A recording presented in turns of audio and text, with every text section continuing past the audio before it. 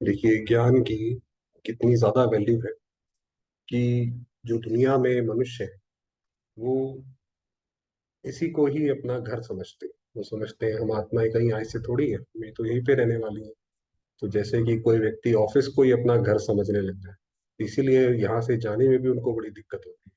मगर जब बाबा ने हमें ज्ञान दिया कि बच्चे वास्तव में तुम तो वहां के रहने वाले हो, तो यहाँ से हमारा सारा का सारा मोह, हमारा सारा का सारा सब भंग हुआ।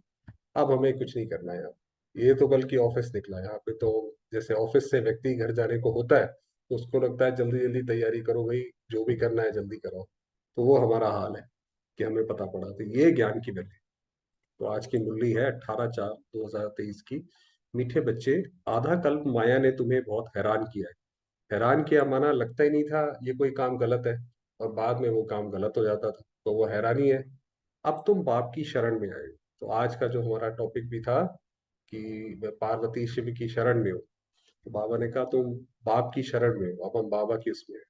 तुम्हें बाप से सच्ची प्रीत रख, माया जीत, जगत जीत पर। तो हम सीता की जो प्रीत हो वो सिर्फ एक राम के साथ। हमें कोई सोने का हिरण या ऐसा कुछ नहीं चाहिए, तो जगत जीत बन जाएंगे। प्रश्न है, संगम युग पर भगवान को भी कौन सी मेहनत करनी पड़ती है? क्योंकि ये तो खेल है ना। अब खेल में तो जब खेलते हैं सारे, उसमें मेहनत तो करते हैं, खुशी खुशी खेल करते हैं। तो भगवान भी इसमें मेहनत करते हैं। आत्मा रूपी मैले कपड़ों को साफ करने की, ये जो बाबा हमें मुरली सुनाते हैं, ये पूरा ज्ञान जो सुनाया, उसका पर्पस क्या है? उसका पर्पस ही ये है कि हमारा जो आत्मा के ऊपर जो कट चढ़ी है वो उतर जाए। तुम बच्चे बाप के पास आए हो अपने पापों का खाता साफ करने। हम सारे ही, हम पता नहीं पिछले जन्मों में क्या क्या हमने पाप किए हैं, तो वो सारे ही धोने हैं हमने। जितना देही अभिमानीपन पाप को याद करेंगे, उतना विकर्मा जीत बनते जाएंगे। फिर विकर्म नहीं होंगे जितना ऐसे करेंगे। अगर बुद्धि का योग बाप के सिवाय और किसी के संग जोड़ा, अब ये कितनी बुद्धि की बात है।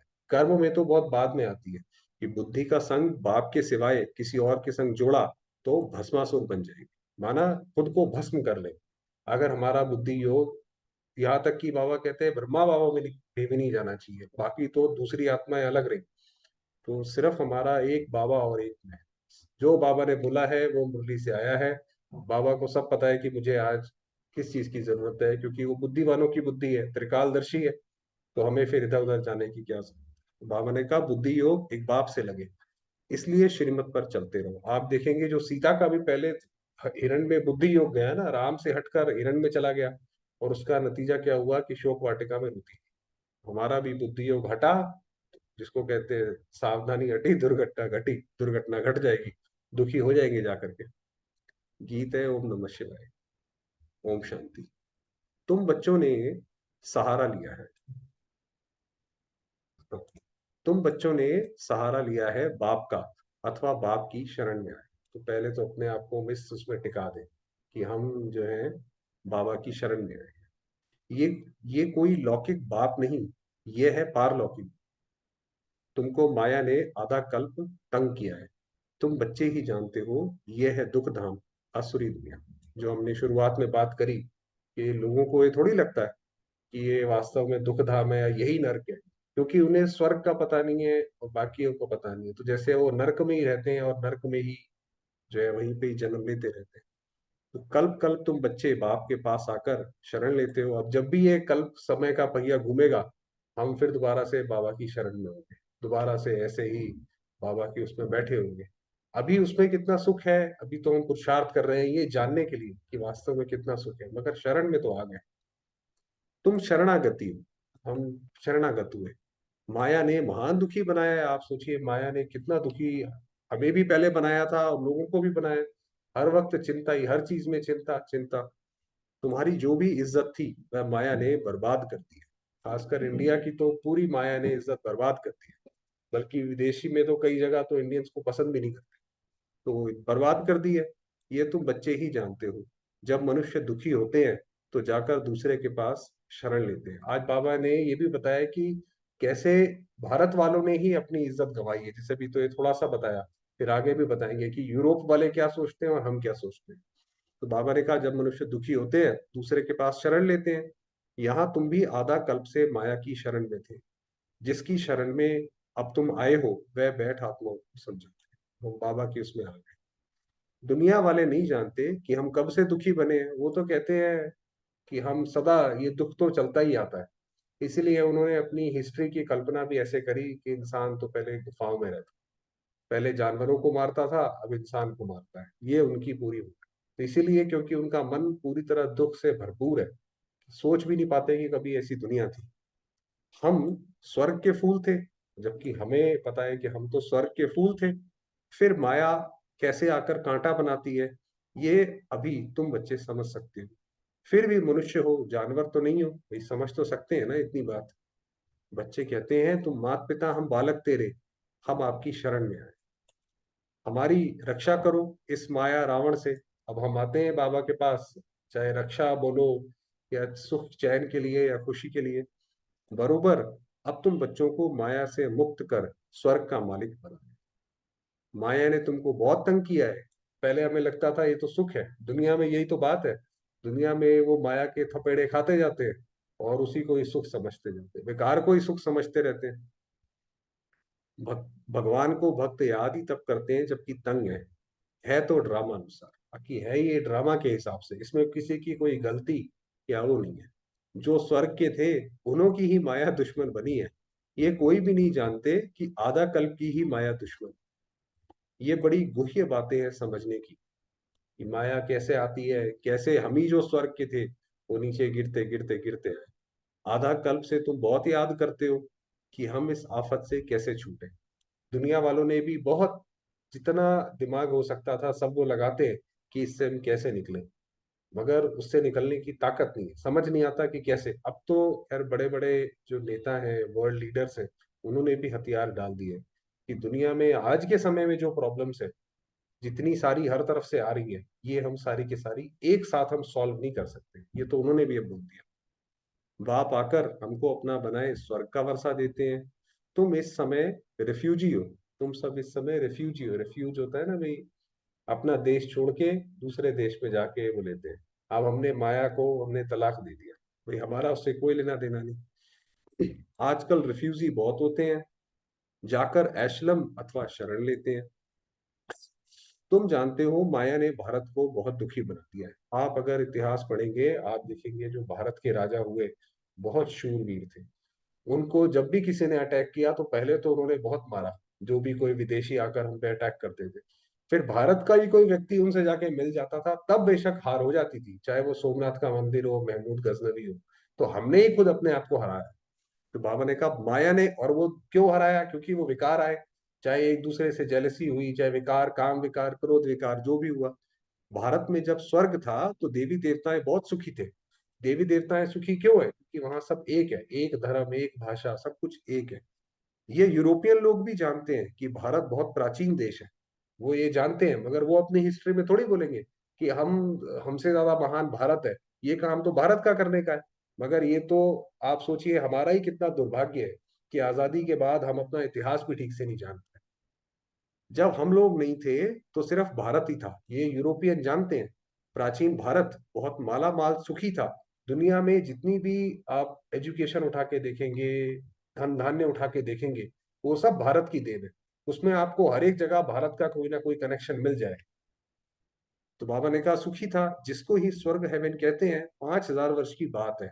अभी तो वही भारत कंगाल, कौड़ी तुल्य बन गया है। कंगाल तो बन गया है, कौड़ी तुल्य ऐसा हो गया है कि एक भारत ऐसा था कि यहाँ पे कोई झूठ नहीं बोलता था। जैसे कल वो किताब पढ़ी, तो उसके अंदर उसमें बाबा की बच्ची ने, दादी निर्बल शांता ने जब सोने की चूड़ियां दे दी, तो वो भिखारिन वापस आई कि भाई ये आप वापस ले लो। सोचो, ये तो 19 कितना 50s की बात है, अभी से 100 साल पुरानी। तो पहले कैसा था और आज का समय ऐसा है कि आप अगर एक जैसे बाहर कुछ भी चीज छोड़ दें तो वो चोरी होने में समय नहीं लगता। तो इसीलिए कौड़ी तुल्य है।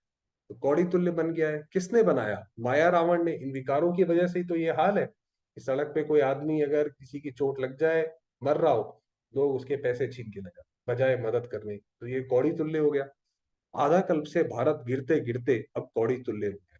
बाप कहते हैं आधा कल्प से तुमको माया ने हैरान किया है, अब तुम प्रभु का ऐशलम मानते हो। भगवान आओ, हम आप पर बलिहार जाए। तो भगवान को क्यों बुलाते हैं कि जब आप आओ तो फिर ये जो भी है हमारा सुदामा मिसल, ये सब आप। ये शरीर जो भी है, ये कर्म, हमारे तो कर्म भी सारे पुराने कैसे हैं, वो भी सब बाबा पे बलिहार। भारत को फिर से हीरे जैसा परम पिता परमात्मा ही बनाते हैं। तो ये भगवान का काम कि वो भारत को आके फिर उठाएगा, फिर इस तरीके से दोबारा चक्र चलेगा। इसलिए भक्त भगवान को याद करते हैं, हे ईश्वर शरण लो। कहते भी है लाज रखो, आप रहमदिल हो। फिर कहते हैं सर्वव्यापी। अब बाबा ने कहा देखो, पहले तो इतनी बात बोलते हैं, फिर द्रौपदी ने बोला लाज रखो। फिर जो हम भक्ति में कीर्तन या वो सब गाते हैं, उसमें ये बोलते हैं कि आप रहमदिल हो, मुझ निर्गुण हाने में कोई गुण नहीं। और फिर उसके बाद कह देते हैं सर्वव्यापी है, कि हर जगह है। इसको धर्मग्लानि कहा जाता है, कि खुद ही बोलते जाते हैं और उसको कॉन्ट्राडिक्ट भी करते जाते हैं, और धर्म के नाम पर ही फिर लड़ते रहते हैं, जबकि धर्म तो शांति सिखाता है। तो बाबा ने कहा ये है धर्म ग्लानि, जो ये बोला हुआ है कि धर्म ग्लानि के समय मैं आता हूं, तो ये धर्म ग्लानि है। तुम जानते हो माया ने आधा कल्प से बिल्कुल ही गिरा दिया है। बाप कहते हैं कल्प कल्प जब ऐसे भारत धर्म भ्रष्ट, अब कोई धर्म के नाम पर ही सबसे ज्यादा भारत में है, और सबसे ज्यादा भारत में मंदिर भी है, और फिर क्राइम भी सबसे ज्यादा यहाँ हो रहा है। कर्म भ्रष्ट, कि कर्म सबके खराब हो चुके हैं, बन जाता है, तब मैं आता हूँ। अब आप देखिए हर जगह ब्राइब, वो ब्राइब कोई छोटे लेवल की ब्राइब नहीं है। अगर किसी व्यक्ति को मार के भी किसी को 100 रुपए का फायदा हो रहा हो, तो भी वो व्यक्ति जो है पीछे नहीं हटता। तो ये है कर्म भ्रष्ट। ब्राइब तो बहुत छोटी चीज है, उससे भी बड़ी बात है कर्म भ्रष्ट। अपने धर्म को भी नहीं जानते, जानते ही नहीं हम ही देवी देवता थे, सोचते हैं भाई, अपने आप को बड़ा प्राउड फील कराते हैं कि भाई हम तो सारा काम जुगाड़ से कर देते हैं। ये तो एक अति कलयुग की निशानी है। ये है भावी। जब धर्म लोप हो जाए तब तो बाप आकर फिर से धर्म स्थापन करे। अब वो धर्म वो लोप हो गया, अब बाबा दोबारा स्थापन करते हैं। अब वह धर्म प्राय लुप्त है। ये ड्रामा अनुसार होता है, तभी बाप आकर फिर ब्रह्मा द्वारा स्वर्ग की स्थापना, शंकर द्वारा नरक का विनाश करा। इसीलिए भगवान को आना पड़ता है। अभी विनाश का समय है। अब वो ये महाभारत का समय आकर पहुंचा है, कि जब एक तरफ कौरव और दूसरी तरफ पांडव खड़े हैं। विनाश काले विपरीत बुद्धि बन पड़े हैं, विनाश काल में और ज्यादा विपरीत बुद्धि हो गए। तुम्हारी प्रीत बुद्धि है, सर्वशक्तिमान परमपिता परमात्मा की तुमने शरण ली, माया पर जीत पाए। तुमको सहज राजयोग और ज्ञान मिलता है, इसीलिए उसमें बोला श्री कृष्ण ने कि मैं सिर्फ ज्ञान दूंगा। ये अभी बाबा जो है, क्योंकि हम में से हर एक आत्मा अपनी स्व इच्छा की मालिक है, इसलिए बाबा सिर्फ ज्ञान से उसको समझा सकता है। चलना तो हमें खुद ही पड़ेगा, क्योंकि हम सबके पास अपनी अपनी फ्री विल है। बाप कहते हैं तुम मुझ बाप को भूल गए हो, माया ने तुमको मुझ बाप से बेमुख कर दिया है। माया जो है वो घुमा देती है हमारा चेहरा। बाप बैठ ब्रह्मा मुख द्वारा शिक्षा देते हैं। माया की प्रवेशता होने के कारण ऐसी ग्लानि की बातें लिख दी, जो ब्रह्मा के लिए ग्लानि करी या जो कृष्ण के लिए करी। तुम जानते हो राजयोग बाप के सिवाय कोई सिखा ना सके। बाप तो है स्वर्ग का रचयिता। ये आत्मा ही बात करती है, तुमको देही अभिमानी बनाते हैं। तो बाबा जो हमें मुरली सुनाते हैं, उससे क्या होता है कि बार बार हमें अपनी पुरानी याद आती जाती है, कि मैं कौन सी आत्मा। और देही अभिमानी, अपनी आत्मा पे हमें अभिमान आता जाता है। आत्मा ही संस्कार ले जाती है, आत्मा ही लेप शेप में आती है। अब देखिए कितना फर्क है, क्योंकि दुनिया में तो लोगों को पैसे से मतलब है। कितना भी बड़ा साधु सन्यासी हो, उसको पैसे से मतलब है। अगर वो ये बात बोले कि भाई मेरे यहाँ तभी आना जब आपके अंदर धारणा हो, तो कोई आएगा ही नहीं। इसीलिए वो कहते हैं भाई आत्मा के ऊपर कोई लेप शेप नहीं होता, जो मर्जी करो। शरीर के ऊपर होता है, गंगा जाओ नहा लो, बस खत्म हो गया। बाबा ने कहा नहीं, आत्मा ही संस्कार ले जाती है, आत्मा ही लेप शेप में आती है। वह समझते हैं आत्मा निर्लेप है, और ऐसे ही ज्ञान की गिरावट होती है। व्यक्ति अपना स्वार्थ रखता जाता है, और ज्ञान के जो नियम है उसको वो धीरे धीरे धीरे धीरे कम करता जाता है। बाकी शरीर पर कुछ ना कुछ दोष लगता है, दुनिया में समझते हैं वे शरीर पर लगता है, उसके लिए गंगा स्नान करते हैं। उन्होंने आसान तरीका निकाल दिया, वे जो मर्जी खाओ पियो जैसे मर्जी रहो, गंगा स्नान कर लो बस धुल गए पाप। परंतु गंगा जल से तो पाप कट ना सके, इसलिए बाप कहते हैं देह सहित सबको भूलो, सब कुछ छोड़ एक मेरी शरण में आ जा, बस मुझ पर बलिहार हो, और कुछ नहीं। अपने को आत्मा निश्चय कर मुझ परम पिता परमात्मा शिव को याद करो। शिव है निराकार। शिव जयंती मनाते हैं, परंतु कोई भी जानते नहीं है। सोमनाथ का मंदिर इतना बड़ा है, परंतु वह कब आए, कैसे आए, क्या आकर किया। आप सोमनाथ की हिस्ट्री पढ़ें, तो उसमें बताते हैं कोई चांद के देवता सोम देवता, उन्होंने आके मंदिर बनाया। तो वो कुछ का कुछ अनर्थ हो गया कि पता ही नहीं, हमें ही नहीं पता कि हमारे मंदिर कौन बना बना के गया, कुछ नहीं जानते हैं। जरूर कोई शरीर में आए होंगे, सर्वव्यापी के ज्ञान ने सब बातें भुला दी, हर जगह भगवान है, तुम भी भगवान मैं भी भगवान। अब बाप कहते हैं श्रीमत पर चलो। इसीलिए बाबा कहते हैं दुनिया में तो बिल्कुल ऐसा झूठ का अंधकार है जिसकी कोई आप पकड़ ही नहीं सकते। इसीलिए बाबा ने कहा सबको छोड़ो, एक मेरी मत पे चलो। शिव बाबा इस शरीर में प्रवेश कर तुमको नॉलेज दे रहे हैं। ये शरीर लोन लिया है, इस रथ में रथी बन तुमको ज्ञान दे रहे हैं। बाकी कोई घोड़े गाड़ी आदि की बात नहीं है कि श्री कृष्ण जैसे घोड़े पे बैठता था, उसकी क्या रथ था, कितने घोड़े थे, वो बात नहीं है। उनको भागीरथ अथवा नंदीगढ़ भी कहते हैं, ब्रह्मा को भागीरथ भी कहते हैं भागीरथ ने गंगा लाई, कोई माथे से थोड़ी निकलती है। इसलिए बाप कहते हैं इन वेद शास्त्र आदि के पढ़ने से मेरी प्राप्ति नहीं हो सकती। वो कुछ अर्थ का अनर्थ बना दिया कि जो भागीरथ ने गंगा लाई, उन्होंने सोचा भाई सचमुच का पानी कोई निकला होगा, जैसे छोटा बच्चा होता है, उसको अगर आप कोई चित्र दिखाओ तो उसको लगता है ये जरूर ये चित्र वाकई में लिटरली ऐसे ही है। वही हमने भी करा, हमारी बुद्धि खराब हो गई थी। तो बाबा ने कहा मेरी प्राप्ति नहीं हो सकती है, मेरे को तो आना है। तुमको आकर शरण लेते हैं। तुमको मनुष्य थोड़े ही जानते हैं कि रावण क्या चीज है। अब तो रावण राज्य है, रावण के आसुरी मत पर चलने वाले हैं, चलते रावण की मत पर है। इसीलिए जो है रावण को भी जलाते हैं, क्योंकि किसी की एफिजी जो है तभी जलाई जाती है जब उसका राज्य हो, और मगर जानते नहीं है कि ये रावण की मत है। अभी तुम श्रीमत से 21 जन्म के लिए श्रेष्ठ ते श्रेष्ठ बन रहे हो। आसुरी मत द्वापर से शुरू होती है, जिसको विशस वर्ल्ड कहा जाता है। ये सारी आसुरी मत ही है जो भी दुनिया में लोग देते हैं। विशस वर्ल्ड स्थापन करने वाला है रावण, वाइसलेस वर्ल्ड स्थापन करने वाला है शिव बाबा। अब बाबा कैसे कंट्रास्ट हमारे माइंड में डेवलप कराते हैं कि वो कैसे है और यहाँ पे कैसे है। गीता गीत भी सुना, शिवाय नमः, ब्रह्मा विष्णु शंकर देवताए नमः कहेंगे। ऐसे नहीं ब्रह्मा परमात्माए नमः कहेंगे, इसमें ऐसे कहते हैं ब्रह्मा विष्णु शंकर देवताए नमः, शिव परमात्माए नमः। बाबा ने कहा परमात्मा शिव के साथ लगाते हैं, ब्रह्मा के साथ नहीं। नहीं, परमात्मा तो एक है, सबका बाप एक है। अब तुमको बाप से वर्षा मिल रहा है, ये पाठशाला है मनुष्य से देवता। यहाँ पे तो हम पढ़ाई पढ़ रहे हैं, तो वो पढ़ाई की रीति से समझो कि बाबा कैसे क्या समझा रहे। गॉड फादरली नॉलेज है। भगवान उवाच है ना, नाम ही लिखा हुआ है ईश्वरीय विश्वविद्यालय। एम ऑब्जेक्ट भी लिखी पड़ी है यहाँ पे, तो हमारी एम ऑब्जेक्ट है कि हमें मनुष्य से देवता बनना है। सिर्फ ऐसे नहीं कि सिर्फ सुन लिया अच्छा लगा। कल तो बाबा ने जैसे कहा भी कि अगर बाबा की मत पे नहीं चल सकते हो तो दूर जाके बैठो।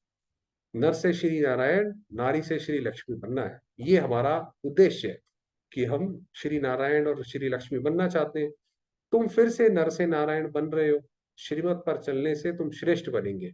इसलिए बाबा कहते हैं रात को भी जाग कर बाप को याद करो। रात को जाग कर माना अमृत वेले की बात। बाबा हम आपको ही याद करेंगे, आपके पास ही आना है, फिर आप हमको स्वर्ग में भेज देंगे। अब आप ये देखिए ये लाइन कितनी बड़ी बात बाबा ने बोली। दुनिया में व्यक्ति रहता है वो ये सोचता है मैंने तो अनंत काल तक यहीं रहना है। इसीलिए जब मरता है तो उसको इतना आश्चर्य होता है कि मुझे तो पता ही नहीं था कि मेरे सामने भी मृत्यु आएगी। और इसीलिए अंत के समय जब शरीर छोड़ेंगे तो बड़ा हाय हाय पश्चाताप में शरीर छोड़ेंगे, त्राही त्राही। मगर हमें तो बाबा ने पहले ही कह दिया कि तुम्हें तो मेरे पास आना है। हम तो भाई आज छोड़े या कल छोड़े, जाना तो बाबा के पास है, जल्दी जाए। बाप तुम माताओं द्वारा स्वर्ग की स्थापना कराते हैं। बाबा तो पिछली कितनी दुनियों से माताओं बहनों को ही याद कर। तुम योग में रहकर भारत को पवित्र बनाएंगे।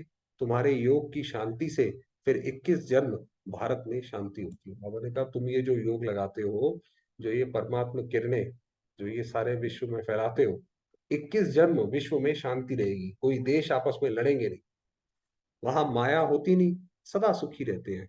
देह अभिमान के कारण ही मनुष्य दुखी बनते हैं। तो वास्तव में ये सारा दुख का कारण क्या है? अपने आप को शरीर समझ, दूसरे को भी शरीर समझ।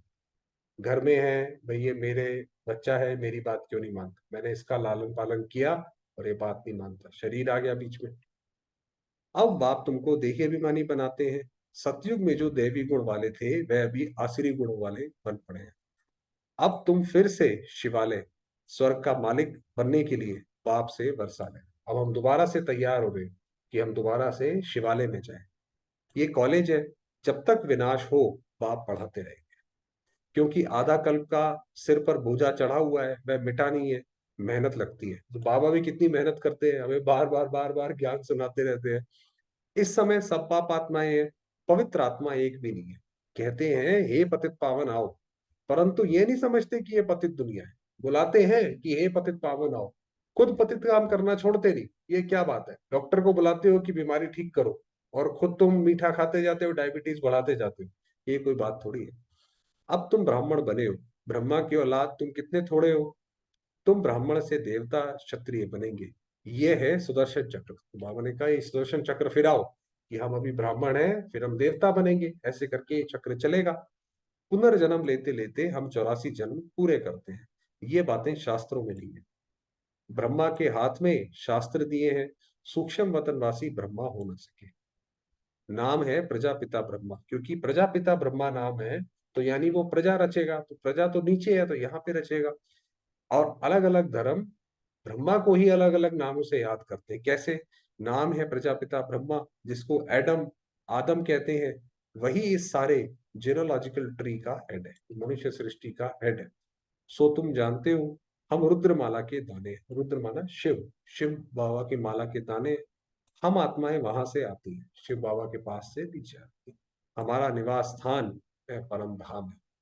हर एक आत्मा को 84 जन्मों का अविनाशी पाप मिला हुआ। ये सब बातें तो पतित मनुष्य समझा ना सके। उनको तो ये बात पता ही नहीं है कि हम कहीं हैं, कहाँ से आए हैं, क्या हम कर रहे हैं। पतित से पावन तो बाप ही बनाएंगे, वही सर्व पर दया करने वाले। पहले असल में क्या था, जो ये वाली लाइन है सर्व पर दया करने वाला है, पहले बाबा के समय एक संस्था थी, उसका नाम था सर्वोदया, कि सर्व पर दया करने वाला। तो बाबा ने कहा वास्तव में सर्व पर दया तो एक शिव बाबा करता है, और कोई नहीं करता। और कोई सारी दुनिया पर दया करने का लीडर बन नहीं सके, बन ना सके, क्योंकि वो उसका नाम था सर्वोदया लीडर, ऐसा कुछ था। ये तो बाप ही बनते हैं, ये तो बाप ही बनते हैं सर्वोदया लीडर। बाप को तो तरस पड़ता है, जब बहुत दुखी बन पड़ते हैं तब मैं। तुम बच्चे तन मन धन से भारत की सेवा कर, भारत को स्वर्ग बना। अब देखिए इस वक्त जब भारत को जरूरत है, तो व्यक्ति सारे क्या करते हैं भारत के, कि विदेश में जाके बस जाओ। अपने देश को हमें सही नहीं करना है, वहां पे जाके बस जाओ। इसीलिए तो जो भारत बोला कि कौड़ी तुल्य है, इसीलिए तो है। तो बाबा ने कहा मगर तुम बच्चे जो हो इस समय भारत की सेवा करते हो अपने तन मन धन से, इसीलिए तुम स्वर्ग में भी जाते हो। जैसे गांधी ने फॉरेनर से राज्य हाथ में लिया, परंतु वह तो है मृग तृष्णा के समान। तो कई लोग इसीलिए बोलते हैं कि क्या ये आजादी मिली। अंग्रेजों के समय आजादी जब नहीं थी, तब तो फिर भी लॉ एंड ऑर्डर था। आजादी के बाद तो और ज्यादा खराब हो गया। अभी माया भी फॉरेनर है। बाबा ने कहा जैसे उन्होंने भगाया अंग्रेजों को, वैसे माया भी फॉरेनर है। आधा कल्प से राज्य किया है, बाप आकर इनसे छुड़ाते हैं। माया ने तुम्हें बहुत दुखी किया है, इसलिए बाप कहते हैं मैं आता हूं लिबरेट करने, उससे मुक्त करने माया से। अब श्रीमत पर चलो, नहीं तो माया एकदम कच्चा खा जाएगी। जैसे बाबा ने कहा आपको पता भी नहीं पड़ेगा कि माया कब आई और कब खा के चली गई, कब हम दुखी हो गए। श्रीमत पर चल श्रेष्ठ बनो। तुम हो शिव शक्ति पांडव सेना। हम जो हमारा जो लीडर है स्वयं शिव बाबा और ब्रह्मा बाबा, और हम सारे हैं शिव शक्ति पांडव सेना। तुम्हारा यादगार देलवाड़ा मंदिर खड़ा है। प्रैक्टिकल में देलवाड़ा मंदिर है एक्यूरेट। राजयोग से तो स्वर्ग के मालिक बनते हैं, भारत स्वर्ग था ना। अब तुम परमपिता परमात्मा की शरण में आए हो। आप देखिए बाबा ने पूरी मुरली सुनाई, और फिर दोबारा से, क्योंकि हर चीज सर्कल में ऑपरेट करती है, फिर दोबारा से वहीं पे जाकर जोड़ा जहां से पहली लाइन शुरू हुई थी, कि परमपिता परमात्मा की शरण में आए हो। बाप से बेहद का वर्षा लेने।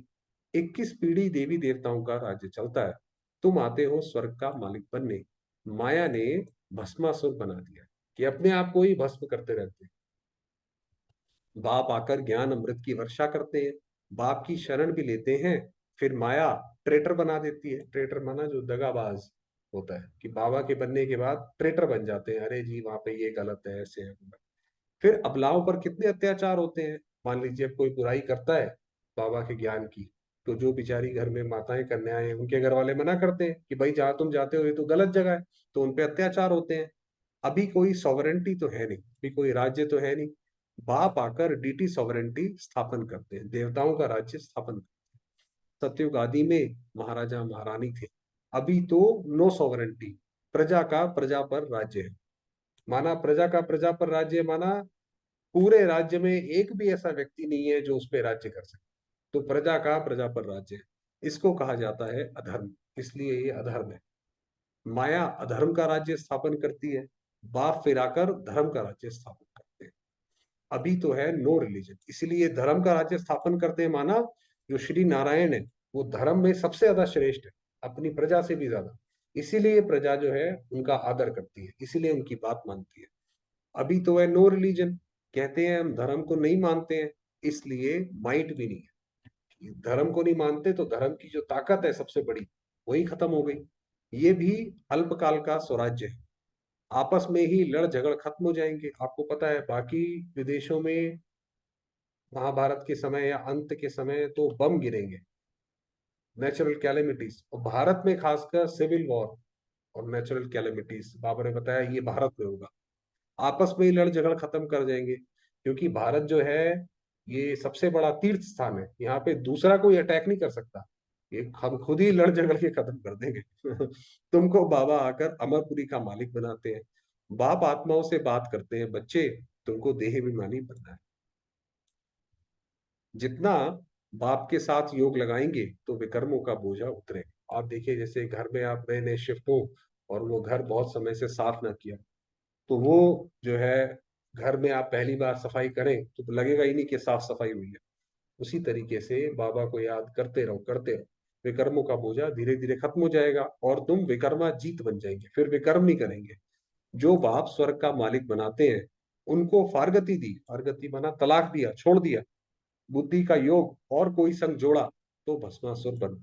और कहीं हमारा बुद्धि योग गया, ये भाई कितना अच्छा, ये बहन कितनी अच्छी, ये भाई के गुण कितने अच्छे, या जो भी है, किसी भी तरीके से अगर संग जोड़ा तो भस्मासुर, तो भस्म तो हो गए, ये बात तो कंफर्म है।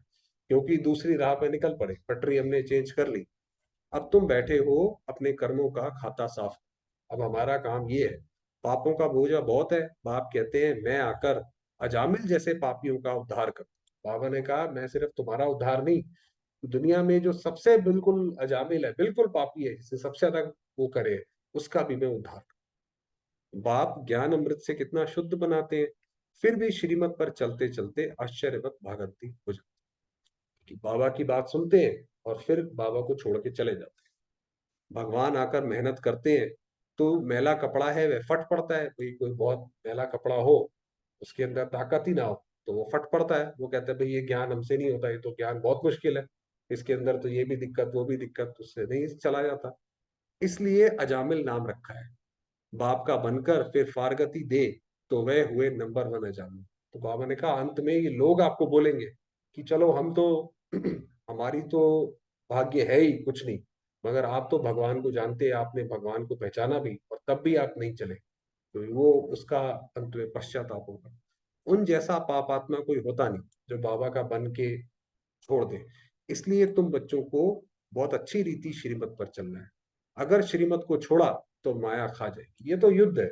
अगर आप खेमे से बाहर निकले तो फिर कौरव सेना खड़ी है, वो तो आपको ऐसे ले जाएगी आपको पता ही नहीं पड़ेगा। फिर कल्प कल्पांतर के लिए वसा गवा दे, फिर जो ये स्वर्ग की बात है ये बिल्कुल जीरो हो जाएगी। अच्छा, मीठे मीठे सिकिल दे बच्चों प्रति माता पिता बाप दादा का याद प्यार। नहीं, रूहानी बाप की रूहानी बच्चों को नमस्ते। हम रूहानी बच्चों की रूहानी बाबा को याद प्यार और नमस्ते। धारणा के लिए मुख्य सार, धारण क्या करना है, तन मन धन से भारत की सेवा कर, इसे स्वर्ग बनो। तो कई भाई बहन तो धन से ऐसे भी सेवा करते हैं, जिस तरीके की उन्हें प्रॉब्लम हो वहां पे वो धन दान करते हैं। मान लीजिए किसी को शरीर की है तो वो फिर वो ग्लोबल हॉस्पिटल में दान करते हैं, ताकि हमारा धन जो है वो दूसरों के शरीर को आराम दे, तो उससे हमें भी फिर मिलेगा। माया दुश्मन से लिबरेट करना है। देही बीमारी बनने के लिए देह सहित सब कुछ भूलना है। भूल जाओ, ये देह भी भूल जाओ, योग करो, देह भी याद नहीं आना चाहिए। जो भी पुराने कर्मों का खाता है उसे योग बल से साफ करना है, विकर्मा जीत बनना है। वरदान दिया, एक बाबा शब्द की स्मृति द्वारा कमजोरी शब्द को समाप्त करने वाले सदा समर्थ आत्मा हो। जैसे वो हनुमान का दिखाते हैं, उसने जय श्री राम बोला और वो उड़ गया, उसी तरीके से हम भी जब बोले बाबा तो हम भी जैसे उससे पार हो गए, तो कमजोरी खत्म हो जाए। जैसे वो हनुमान की पहले कहते हैं भाई राम ने आकर जगाया, उससे पहले तो वो अब भूला पड़ा था, कमजोर था। जिस समय कोई कमजोरी वर्णन करते हो, चाहे संकल्प की, बोल की, चाहे संस्कार स्वभाव की, तो यही कहते हो कि मेरा विचार ऐसे, कि हमारा तो विचार जी ऐसे कहता है, हमारा मन तो ऐसे कहता है, मेरा संस्कार ही ऐसा है।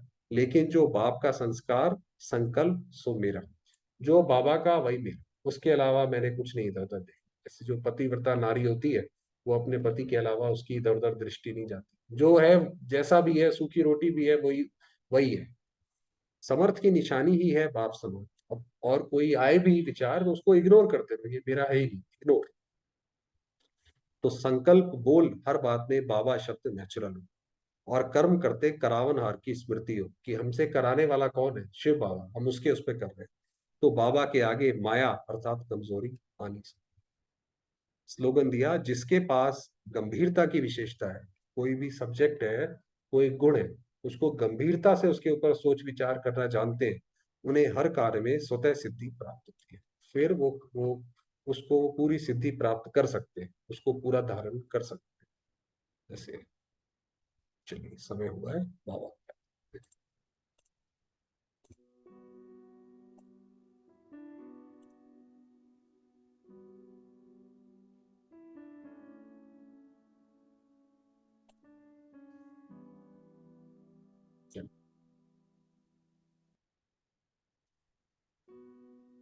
मैं आता हूँ,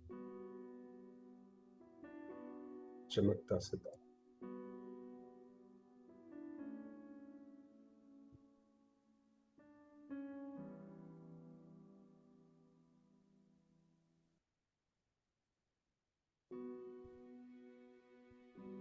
शांति की किरणें चारों ओर फैला रही।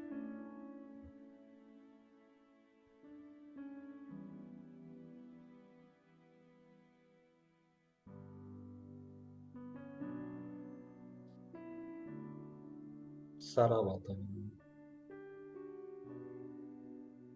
ये शरीर,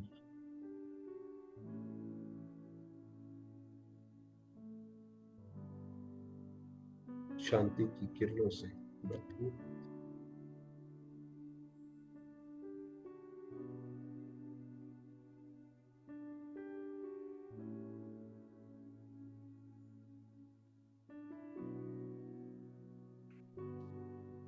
प्रकाशित,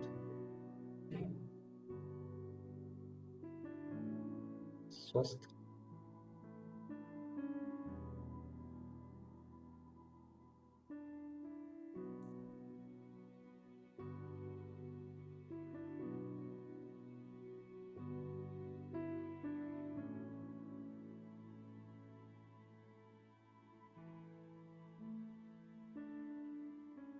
शिव बाबा मेरे पिता,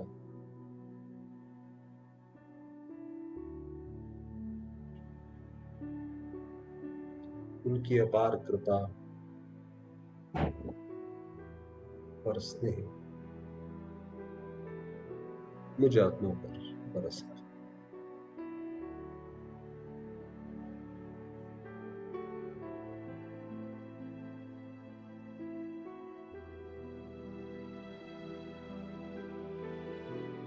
मैं पार्वती,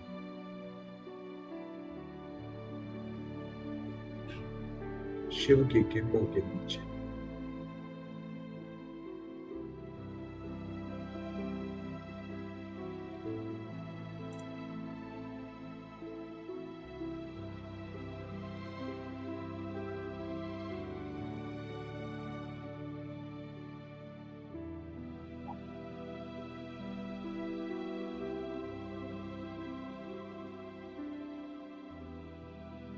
परमात्मा शरण में।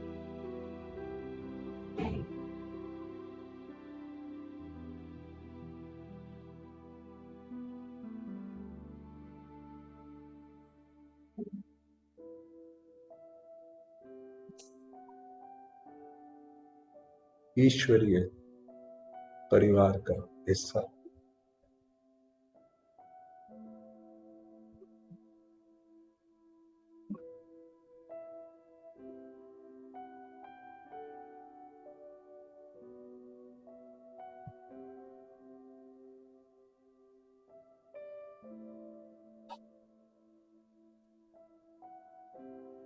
स्वयं गीता ज्ञानदाता मेरे रक्षक।